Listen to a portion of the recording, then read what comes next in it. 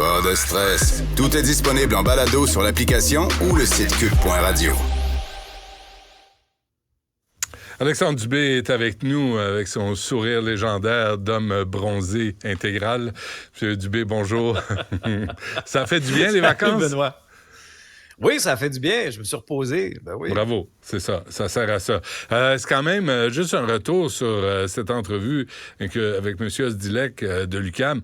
Il y a quand même un sentiment d'injustice de voir le Centre Bell, sa valeur de taxes foncières diminuer depuis sa construction, alors que tout le monde voit ses taxes augmenter. Ça n'a pas de sens, ça. Moi, je regarde l'historique de ma propriété ou des propriétés que j'ai eues dans le passé. C'est très, très rare que ça diminue. Hein? Généralement, on va nous chercher toujours plus d'argent dans les poches au niveau des taxes. Alors, pendant que le reste des Montréalais tire le diable par la queue, essaie là, par tous les moyens de remanier leur budget personnel pour essayer d'arriver à la fin du mois, ben il y a un endroit comme le Centre Bell, machine à imprimer de l'argent, là, quand même, cette organisation-là. Là, je suis pas trop inquiet pour leur fin de mois. Eh bien, on se retrouve avec finalement une diminution de la valeur foncière. Mm-hmm. C'est vrai que c'est choquant. Lorsqu'on lit ça, comme citoyen, là, je me mets à la place des citoyens montréalais, je l'ai été pendant quelques années, mais je me mets à la place des citoyens montréalais là, qui ont reçu un compte de taxes récemment. Là. Dans toute la foulée aussi de la bonne gestion de l'argent public. Hein? Avant de partir en vacances, on parlait beaucoup de l'Office de consultation publique de Montréal et des dépenses somptueuses. Ben, lorsqu'on voit, par exemple, l'évaluation du Centre Bell être à la baisse, alors que convaincu là, que votre condo, votre duplex, votre triplex, là, il n'a pas baissé. Je serais très, très, très surpris.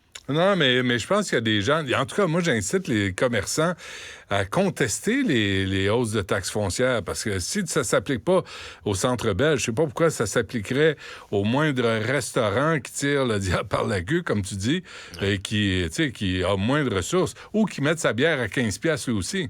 Je pense qu'il va perdre la clientèle. Je pense qu'il ne la vendra pas à 15$. Non. Mais bonne chance, hein, après ça, pour se frotter avec l'administration municipale, commencer à contester ça. C'est sûr que ça se conteste, mais là, tu te frottes à la bureaucratie municipale. Ouais. Puis on a appelé partout, même Aref Salem, même le chef de l'opposition, lui, il voulait pas se mêler de ça. Ils veulent pas se mettre à dos les Molson, hein. Ils sont puissants à Montréal, là. T'as intérêt à marcher droit, là. Tu critiques pas les Molson.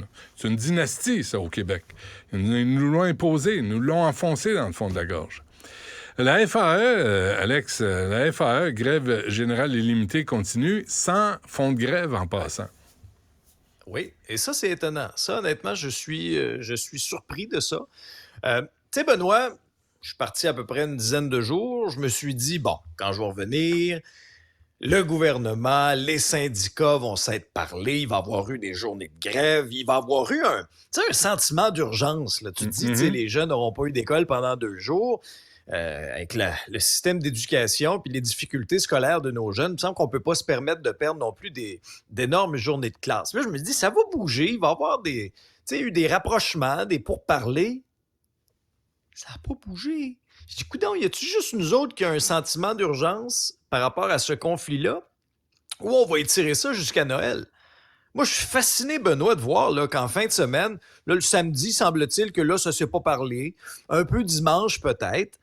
Mais tu sais, pendant ce temps-là, -là, tu as la présidente du Conseil du Trésor là, qui s'en va là, nous vendre ses salades, là, tout le monde en parle. Mais tu sais, puis là, tu as les syndiqués à l'extérieur qui font un comité d'accueil. C'est correct, mais là, on se dirige visiblement vers une autre semaine de grève générale illimitée pour les profs qui ont des revendications légitimes, là, comprends-moi bien. Là. Tu sais, je veux dire, puis on l'a vu aussi dans un sondage léger là, publié ce matin, les gens, la population, massivement derrière les syndiqués dans ce combat-là. Tu sais, c'est correct, c'est légitime. Mais as-tu vérifié... Encore une fois, c'est un dialogue de sourds. As-tu vérifié, Alex, si sur la plage, il n'y avait pas Sonia Lebel et Bernard Drinville, puis Éric Girard, ils n'étaient pas partis en vacances avec toi, ces gens-là? J'en connais des animateurs, moi, qui prennent des vacances avec les gens élus. Mais ça, c'est une autre histoire. Oui. Ouais. Je te confirme que j'en fais pas partie. J'avais Mme Dubé à mes côtés. Pas de conflit d'intérêt avec Mme Dubé. J'espère bien. Jusqu'au 6e jour, je vivais dans l'anonymat le plus complet. Okay. Et au 6e jour, sais-tu ce qui est arrivé? Il y a 300 Québécois qui sont débarqués à mon hôtel. Pas 30, 300. 300. Alors, ça a Ils été t'ont la vu dans fin de ton l'anonymat. speedo. Est-ce qu'ils t'ont pris en Non, photo mais dans ton heureusement, speedo? je porte heureusement, je porte pas le speedo pour le bien de tout le monde Ouais. et pour ma dignité aussi. Si tu veux pas que ça soit diffusé, je voudrais un chèque de 2000 $, Alex, si tu veux. Oui. Bon, mais c'est toujours... Mais c'est vrai ce que tu dis. Tu pars en vacances, tu reviens, puis il n'y a rien de réglé. Personne ne se parle. Il n'y a pas d'urgence. C'est pas grave. Puis moi, je cherche... si tu l'as, la réponse à cette question-là, je l'apprécierais sérieusement. Je cherche, et j'ai demandé à Mme Hubert, là, la boss de la FAE, Oui. combien ils ont mis dans la contestation de la loi 21 devant les tribunaux. Combien de centaines de milliers de dollars? Ouais. Parce que là, les enseignantes, là, 66 000, zéro de revenus. Là. Les fêtes arrivent. Mais ça, j'en reviens pas. Ça, j'en reviens pas, tu sais, je veux dire, et on entendait là en fin de semaine. Je comprends que les rangs sont quand même serrés, là, et la mobilisation, elle est forte aussi, mais il y a une réalité budgétaire aussi, là. Ces gens-là Ah oui. ont des maisons, ont des voitures, ont des paiements de char. Tu sais, faut mettre de la nourriture sur la table. Alors, je comprends là, la légitimité du combat syndical dans cette histoire-là, mais j'ai été vraiment surpris, moi, d'apprendre que la FAE avait pas de fonds de grève. Et quand j'ai posé la question à mon épisode à Mme Hubert, j'ai dit, conciliateur, ça vous tente pas? Parce qu'on l'a vu, là, avec le Front commun ou avec la FIC, on a senti qu'on a pris un peu un pas de recul. Hein. Au cours de la fin de semaine, Benoît, il n'y a pas d'autres dates annoncées. On se rencontrait là, au sein des têtes dirigeantes un peu pour établir la stratégie. Mais conciliateur, on n'a pas l'air d'être pressé à en amener un autour de la table avec la FAE. Pendant ce temps-là, ben, je veux dire, les syndiqués ne sont pas payés. Puis nos jeunes ne sont pas à l'école, là.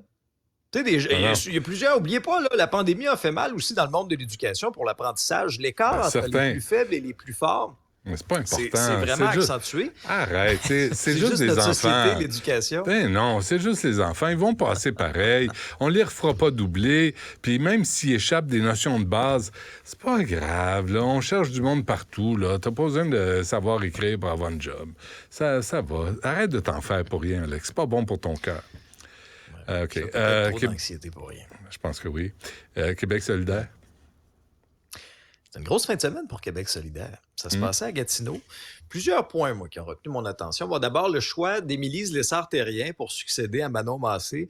Moi, j'accueille ça favorablement. Bon, d'une part, je pense que, tu sais, Manon Massé, il faut se dire aussi les vraies choses. Elle a réussi à rallier bien des gens là, autour d'elle. Là. Tu sais, Manon Massé, lorsqu'elle est arrivée en politique, elle a été la cible de certaines moqueries.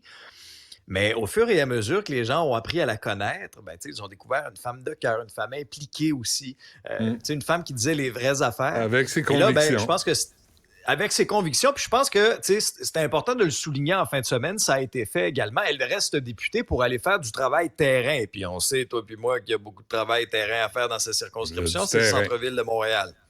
Alors, situation d'itinérance, entre autres choses, et je suis convaincu qu'elle va faire un travail terrain puis qu'elle va être impliquée. Maintenant, dans le cas d'Émilie Lessard-Terrien, c'est une députée, moi, que j'avais trouvée très proactive dans son travail pour, tu sais, dans tout le dossier de la fonderie Horn à Rouyn-Noranda. C'était dans sa circonscription, elle était députée de Rouyn-Noranda, Témiscamingue. Et sa défaite aux dernières élections, elle l'a encaissé de manière très dure. Et dans son discours hier, dans son discours de victoire, parce que c'est une très, très courte victoire contre Bagazal au deuxième tour, c'est vraiment là, ça s'est joué... Comme le référendum de 95. oui, c'est près. ça, exact. À peu près. Et on l'a senti vraiment, vraiment émotif. S'il y a une personne, dans mon esprit, chez Québec solidaire, qui peut réussir à aller faire des gains dans les régions puis à parler aux gens des régions, je pense que c'est Émilie Lessard-Terrien. Beaucoup plus, sans rien enlever à la qualité des personnes des deux autres candidates. Mais si l'objectif, c'est de sortir un peu de Montréal, de Québec solidaire, ben, je pense que ce sera la bonne porteuse de ballon dans ce cas-ci. Le fait d'avoir une chef extra-parlementaire, elle n'est pas élue, là. Bon, ça, il y a du pour, il y a du contre dans cette histoire-là, mais encore une fois, ce sera une opportunité pour faire du travail terrain. L'autre point en lien avec ça, Benoît, c'est Gabriel Nadeau-Dubois. Gabriel Nadeau-Dubois a été écorché dans le livre de Catherine Dorion. Son leadership a été écorché, sa façon aussi de gérer le parti à l'intérieur. Alors, il y avait une espèce de vent de face en arrivant à Gatineau. Il traînait aussi des résultats décevants lors de la dernière élection. Puis, dans son discours, on l'a senti, je ne veux pas douter de sa sincérité, là, mais tu sais, on a senti qu'il a mis quand même ses tripes sur la table en disant « je l'ai trouvé dur ». Je suis même questionné à savoir si j'allais revenir ou pas. Et là, ben, dans son cas, moi, j'avais hâte de voir le chiffre parce que quand il avait fait l'exercice pour la dernière fois au niveau du vote pour être co-porte-parole masculin, il avait eu 94 %. Alors là, on était plusieurs commentateurs à se dire, ce sera quoi la base? Ça va-tu être 80? Ça va-tu Mais il n'y a pas d'opposition. On a la barre symbolique. Non, mais c'est ça. On a la barre symbolique de 76 en tête parce que c'est la barre où Bernard Landry avait quitté puis Lucien Bouchard était resté dans son cas. Mais là, il n'y avait pas d'opposition, mais les délégués pouvaient voter pour la chaise vide.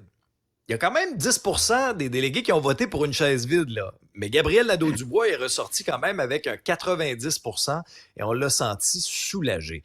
Oui, mais il n'y a pas d'opposition, il n'y a pas d'adversaire. Non. C'est quand même aberrant. Encore un homme blanc à la tête de Québec solidaire. Je trouve ça un peu paradoxal. Benoît, des hommes blancs, là, cherchant pas sur les poteaux de Québec solidaire s'il y a des élections partielles jusqu'aux prochaines élections générales, parce que ça a fait réagir. On a voté cette proposition-là de dire, lors des élections partielles à venir, s'il y en a, jusqu'à la fin de ce mandat actuel, ben, ce sera uniquement des candidatures féminines ou encore des candidatures non binaires. Est-ce qu'on regarde... Moi, je comprends, je suis d'accord avec la parité, j'encourage ça, il faut davantage de femmes en politique, mais est-ce qu'on aborde la situation avec le bon côté de la lunette, là? Est-ce que, plutôt que d'y aller avec une discrimination de genre, de sexe, est-ce qu'on devrait plutôt y aller, ben pourquoi on n'attire pas davantage de femmes en politique et qu'est-ce qu'on peut faire pour en attirer davantage? Et ça fait suite à... Puis, tu sais, souviens-toi dans Jean Talon, l'exécutif du parti misait beaucoup dans la course à l'investiture, à une candidature féminine. Mais qu'est-ce que les militants ont fait? Ils ont choisi un homme. Parce qu'ils ont jugé, avec les faits qu'ils avaient devant eux, que c'était cette personne-là que les militants souhaitaient avoir sur la pancarte. Là, on ne donnera pas cette possibilité-là aux militants. C'est une décision qui, en tout cas, qui fait réagir. C'est assez aberrant. Hein? Il me semble qu'on est à une époque où tout devrait être basé sur la compétence et d'avoir des chances égales pour tout le monde. Et là, tout à coup, on établit des normes où on va discriminer ouvertement, sans gêne, pour quoi? Non-binaire. Demain matin, tu peux y aller, toi, dire « je suis non-binaire, puis je veux me présenter, puis on va te laisser passer ». Comment tu dirais ça? Comment tu dirais ça? Si j'étais non-binaire? Oui. Ben, je me suis jamais posé cette question-là, Benoît. Bon, ben c'est le temps de le faire. Ça. À l'âge que tu as, c'est temps que tu te remettes en question. OK, on s'arrête là-dessus. Alexandre Dubé, bonjour, bon retour, puis on se reparle demain. Ben, ça...